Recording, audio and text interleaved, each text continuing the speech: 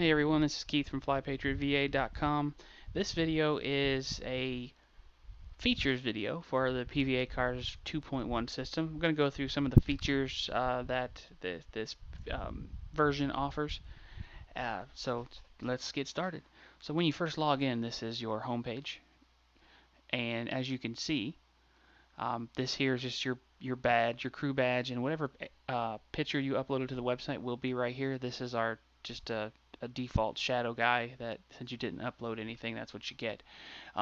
Down here at the bottom is the connection statuses. You have your website connection. It's automatically checked because you're there, and your FS connection. It is not. What this red X means, I don't have my SIM up and it's not connected. You don't have to do any type of connection, manual connection to the SIM. It's automatic.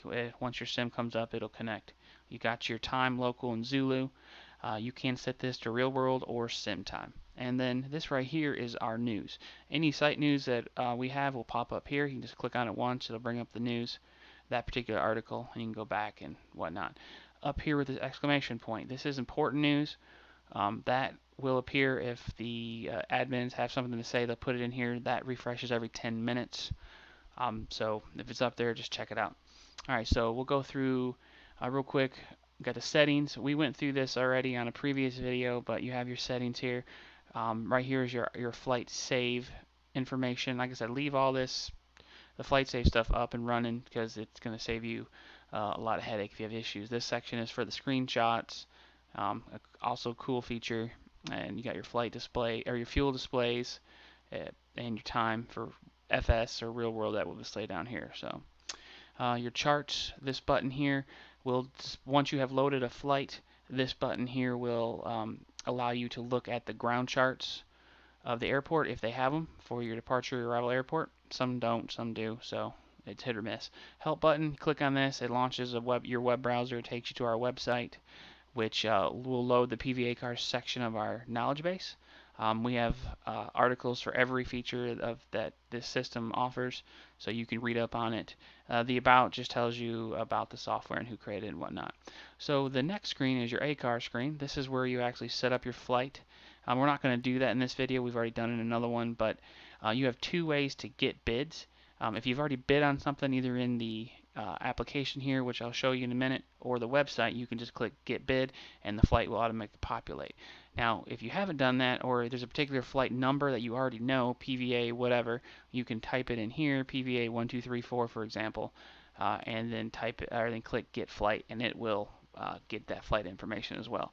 So what we do, we'll do that right here. Click on that.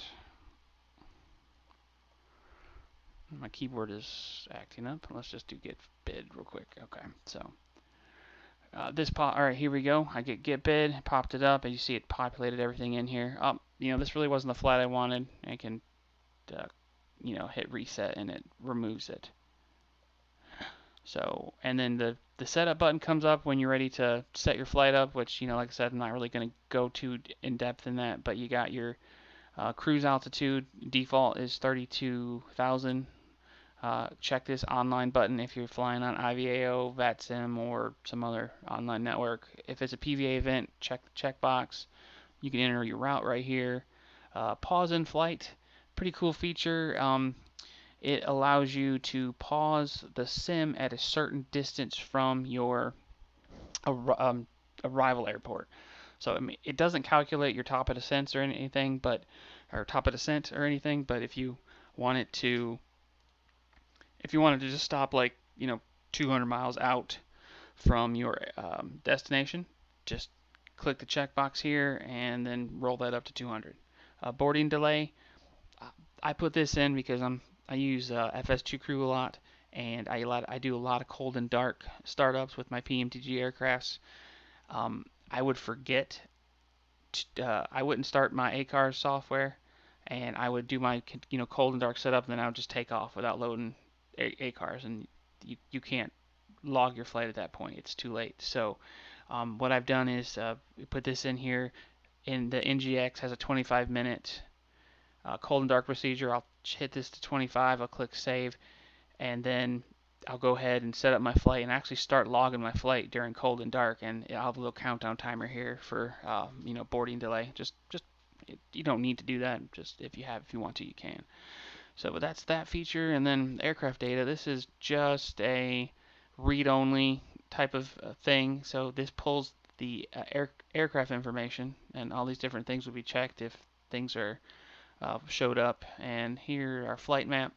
It's blank right now, but if we were in an actual flight, you would see a Google map with your aircraft on it and a track showing you where you've been. Current bids. So this will show you if you have any bids from the website. If you don't, you can hit refresh flight to see if anything changed. You can, if you do have a bid and you want to fly this one, I can click on this one and click fly bid. And what you're seeing here is this save flight found. It does do a save flight, which I told you guys about a minute ago. But this is one of the caveats. If I've already flew this flight, but I'm flying it again, and it's asked me if I want to resume it, so I'm just click no at this point. So I click that fly, and I go over here and look, and now it's already loaded all my stuff. So that's cool, and I can do the setup like I told you guys, and then click start flight. But we're not going to do that. We're going to reset. So anyways, go back to current bids. So that's why one thing you can do if I want to delete this bid, just click on it and delete the bid. Refresh, it's gone. Okay, so schedules. This pulls the schedules from the website. Now on the website we have a nice scheduling program that you can look at all different type of variables. If you want to check schedule just for a certain aircraft or a certain amount of distance, use that one on the site. But if you just want a generic scheduling utility, you don't want to go to the website, you don't have to. So let's look at all the flights leaving Nashville. So what you can do up here, you can either click the drop down box and go through all the airports we have and try to find Nashville, which is KBNA, or you can just type in KBNA. Nothing's populated yet. What you got to do is just click on the little arrow here, and then as you see it populated Nashville, and click on Get Schedules. So these are all the schedules leaving Nashville, and you can kind of look through. Here's the flight numbers. Here's the aircraft we're using, and the rough estimate times. So if I want to click on this one, going to I don't know, San Diego. So I can click on that and look over inside here. The schedule information pops up. I can look at it. Yeah, if I want to do that, I want to click on bid on flight. It says bid added. If you go back to your current bids, there it is. Alright, so this next section here is the logbook. Logbook shows you all the flights you've done. This particular account's only done one flight, but it will show you the status. This green status means accepted. It could be yellow for pending or red rejected. If you want to click on it to get more information, it will show you everything about the flight, and if it was an ACARS flight, it will show you your ACARS log right here. And I want to kind of show you and then one more thing over here. We have a feature called Emergency Divert. I think it's a pretty cool feature. I had this put in again because I use FS2 Crew. Those who are familiar with it, it has a random failure module, and it's similar to the one in FS Passengers. So if you fly with that on, and let's just say you're going from Nashville to Detroit, well, you have an engine failure, just randomly. Well, what are you going to do? Do you go back to the airport, or you need to divert? So what you can do is look around at your alternate airport, see where you want to go. Go down here, type in whatever the ICAO ICAO code of the airport, and then click divert flight. So what that's going to do is that's going to change your destination airport in the ACARS system. So when you land, you're going to be landing there. Now, one little caveat is if you do that, some of the features like the pause a certain amount of distance away from your departure airport, that doesn't work anymore, obviously, because you switched airports, and you can't divert again to another airport. So once you divert, it's a one-time thing, and then you can land. So that's a cool feature. You can use it if you like.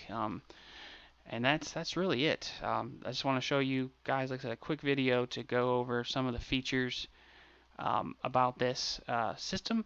So if you have any questions, check out our Discord channel and hit us up, or you can ask them on the forums. Thanks, and have a great one.